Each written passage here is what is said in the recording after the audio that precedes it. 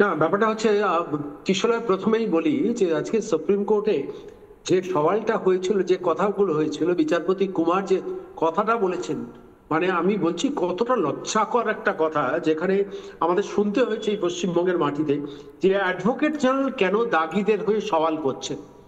একজন advocate general, তো তিনি তো একটা কনস্টিটিউশনাল বডি রিপ্রেজেন্ট করছেন, তিনি দাগিদের হয়ে কেন হাইকোর্টে রিপ্রেজেন্ট করবেন? সুপ্রিম কোর্ট প্রশ্ন তুলছে। আমি বলছি কোথায় থামবো আমরা, মানে কোন জায়গায় থামবো? আমি কিশোরা এই প্রসঙ্গে একটু রেফারেন্সে আলোচনা করছি, অম্বিকাবুর কথাগুলো শুনছিলাম আর খালি ভাবছিলাম। সাম্প্রতিক অতি সাম্প্রতিক গত 10 দিনের মধ্যে আমরা দেখেছি এই রাজ্য সরকার শিক্ষা মিত্র বলে যে পদটা আছে, সমগ্র শিক্ষা অভিযানের অধীনে ছিল, তাদের চাকরি আটকানোর জন্য কেন্দ্রীয় সরকারের ফান্ডিং এর তারা মাইনের টাকাটা পায়, তাদের টাকা আটকানোর জন্য সুপ্রিম কোর্ট পর্যন্ত দৌড়েছে এবং সুপ্রিম কোর্টের জন্য আইনজীবী অ্যাপয়েন্ট করেছে। হাইকোর্টে হেরেছে, হাইকোর্টে আইনজীবী অ্যাপয়েন্ট করেছে, সুপ্রিম কোর্টে গেছে, সেখানে আইনজীবী অ্যাপয়েন্ট করেছে, সেটাতে হেরেছে এবং সুপ্রিম কোর্ট সরাসরি নির্দেশ দিয়েছেন তাদের 60 বছর পর্যন্ত কাজ দিতে হবে, আপনারা আটকাতে পারেন। এরপরে আইসিডিএস রিক্রুটমেন্টে রাজ্য সরকার কিছু হাইকোর্টের রায় পছন্দ হয়নি, সুপ্রিম কোর্ট পর্যন্ত গেছে যে আমরা এইভাবে রিক্রুটমেন্টটা করতে চাই, করতে চাই। সেখানেও অ্যাডভোকেট অ্যাপয়েন্টমেন্টের জন্য খরচা হয়েছে, কলকাতা হাইকোর্টে অ্যাডভোকেট অ্যাপয়েন্টমেন্টের জন্য খরচা হয়েছে। আজকেও যে 350 জন দাগি সুপ্রিম কোর্টে গিয়ে সওয়াল করছে, খবর মানে তাদের হয়ে যে আইনজীবীরা সওয়াল করছেন, বকলমে রাজ্য সরকার তাদের অ্যাপয়েন্ট করছে। এই কলকাতা হাইকোর্টে এই 350 জনের হয়ে জাস্টিস সৌগত ভট্টাচার্যের বেঞ্চে যিনি সওয়াল করেছেন, যে আইনজীবী ব্যাচ সওয়াল করেছেন, তারাও ব্যাকড বাই রাজ্য সরকার।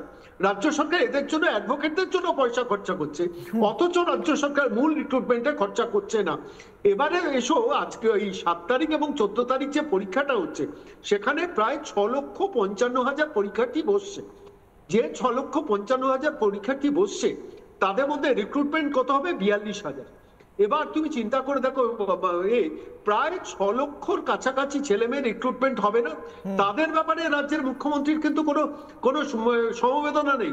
শুধুমাত্র যারা দাগি চাকরি গেছে তাদের জন্য অ্যাডভোকেট অ্যাপয়েন্ট করছে, তাদের জন্য সেই গ্রুপ সি গ্রুপ ডির জন্য 20,000 25,000 টাকা মাইনে দিচ্ছে।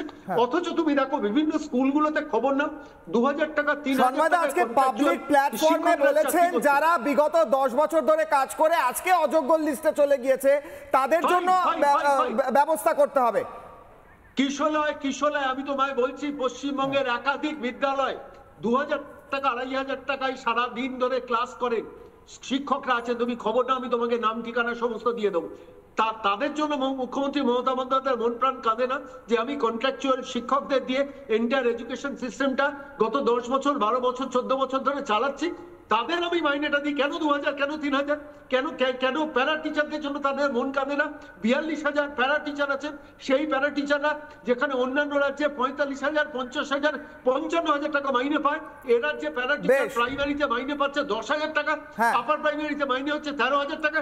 এদের জন্য রাজ্যের মুখ্যমন্ত্রীকে কোনোদিন কথা বলতে শুনেছো? প্রশ্ন এখানে নানা ধরনের কন্টেন্ট দেখার জন্য লাইক করুন, শেয়ার করুন আমাদের ফেসবুক পেজ, সাবস্ক্রাইব করুন আমাদের ইউটিউব চ্যানেল।